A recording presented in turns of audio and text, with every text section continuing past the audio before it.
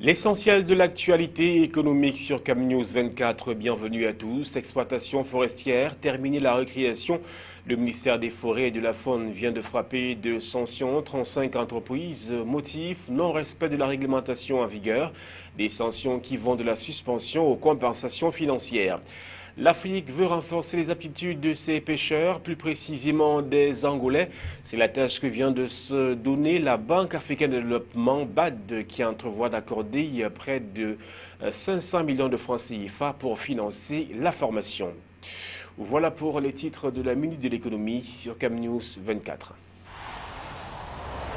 L'actualité économique, bienvenue à tous. Exploitation financière, le ministère des Forêts et de la Faune vient de frapper de sanctions 35 entreprises accusées de non-respect de la réglementation en vigueur.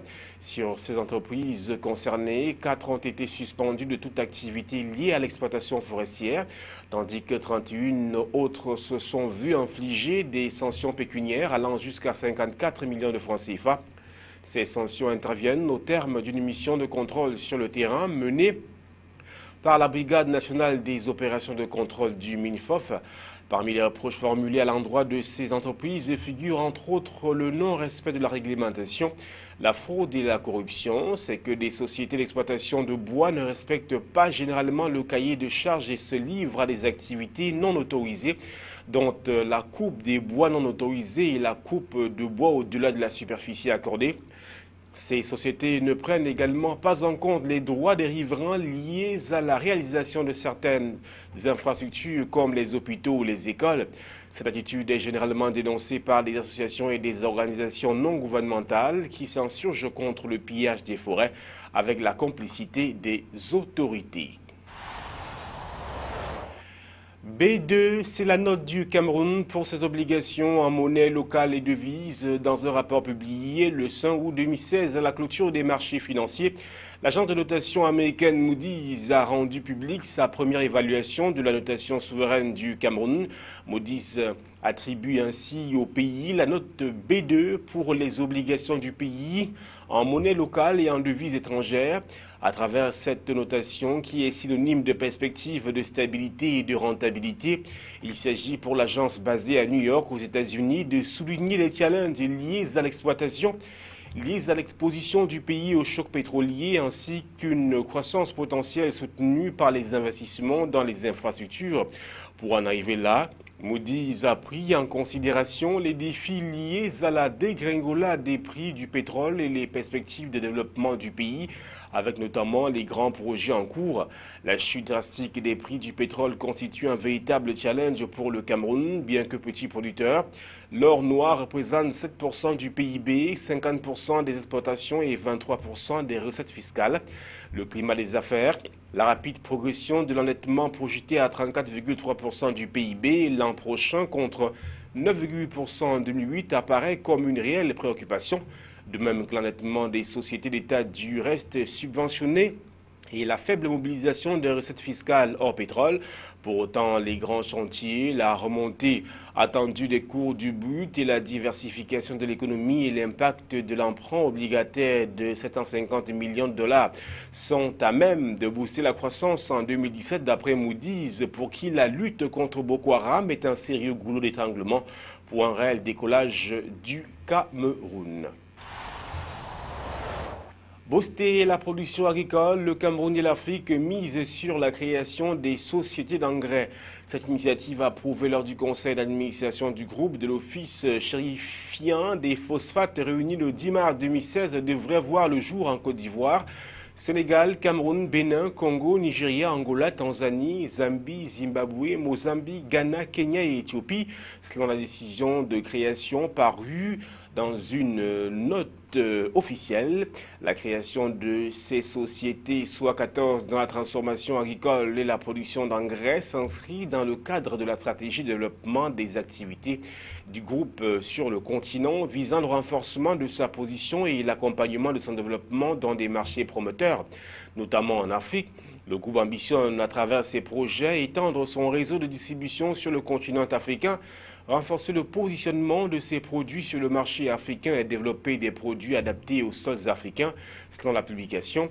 Avec près d'un siècle d'expertise, le groupe OCP est un des leaders mondiaux sur le marché du phosphate et de ses dérivés.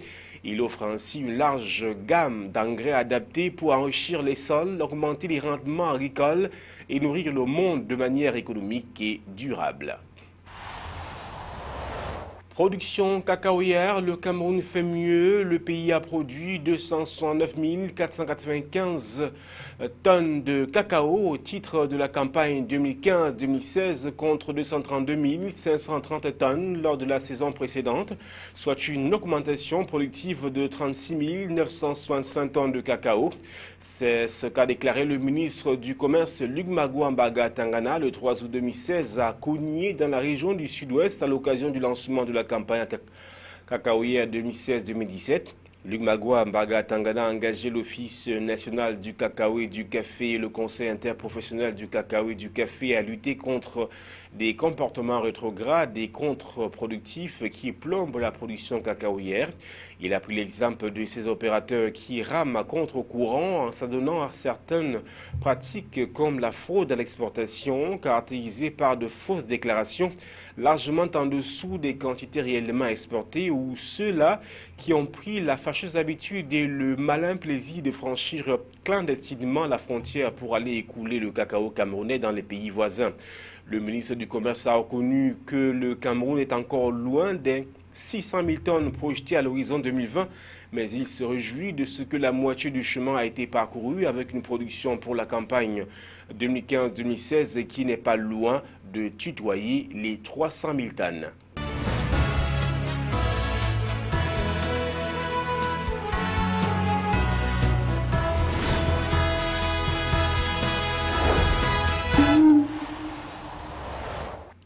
Au-delà des frontières camerounaises à présent, renforcer les aptitudes des pêcheurs d'Afrique, plus précisément du peuple angolais, c'est la tâche que vient de se donner la Banque africaine de développement qui entrevoit d'accorder la somme de 800 000 $ américains, soit 471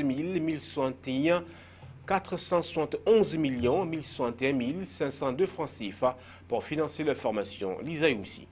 Soucieux des problèmes que connaît la pêche angolaise et consciente de sa grosse tâche qui est la leur, à savoir accompagner le peuple africain dans le processus de son développement, la Banque africaine de développement envisage d'octroyer le montant de 800 000 $ américains, soit 471 161 500 francs CFA pour la collecte des données, la diffusion des bonnes pratiques et la formation des pêcheurs. D'après Mamoudzou Diallo, représentant de la FAO en Angola, il s'agit de la phase préparatoire du Centre national agricole qui implique la perche, la sylviculture, l'agriculture et la FAO en tant que partenaire exécutif se doit de les accompagner dans ce projet. Au regard de l'importance du champ d'action, il sera étendu dans 2 sous-secteurs liés à la zone rurale étant donné que la formation est exécutée par des consultants angolais qui ont été formés par la FAO. Cerise sur le gâteau, les bénéficiaires auront également droit à l'expertise des consultants internationaux qui viendront apporter les savoir-faire pour le bon déroulement de la formation. Une initiative louable qui va permettre d'apporter un vent nouveau dans le domaine de la pêche africaine en général et en Angola particulièrement. Les sachets en plastique d'une épaisseur de moins de 50 microns sont interdits à Madagascar depuis le 1er octobre 2015. Une entreprise malgache importe de la fécule de manioc pour produire des sachets biodégradables. Le point dans ce reportage.